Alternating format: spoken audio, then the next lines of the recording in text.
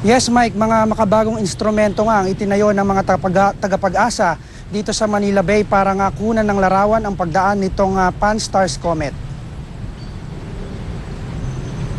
Kuha ito ni Hughes Cooper Andrew Ian Chan sa pagdaan ng Comet Pan-STARRS alas 5:45 ng gabi kagabi. Tanaw na tanaw mula sa Manila Bay ang kometa na mahigit isang linggo na raw niyang inaabangan. Kanina nag-set up na ang Astronomical Observatory Unit ng Pag-asa ng teleskopyo na kukuha sa ganda ng Comet Pan-STARRS. Sa pagitan ng alas 6 ng gabi hanggang alas 7:30 ng gabi maaari itong masilayan sa teleskopyo.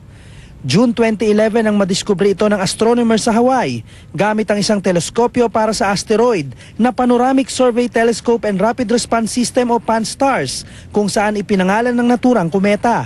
Pero ngayong buwan lang daw ito maaaring makita ng malinaw gamit ang telescope. Ito rin ang unang beses na lumapit ito sa mundo.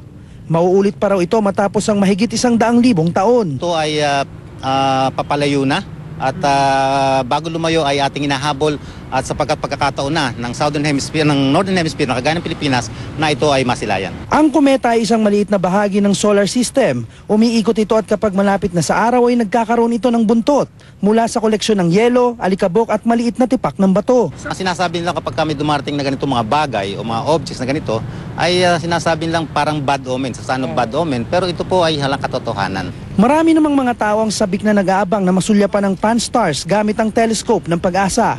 Nakapag-coordinate nga ako sa Pag-asa kasi nga I read about sa Yahoo na there's something, an occurrence of like this. So, yun. Yes, inabangan ko talaga yun. Yun nga, first time ko makakita ng comet and then hindi mo siya makikita kasi matagal pa bago maulit yun. Kaya super excited. Mike, hanggang sa mga sandaling ito ay patuloy pa rin nakaantabay ang lahat dahil wala pa tayong sightings nitong naturang comet.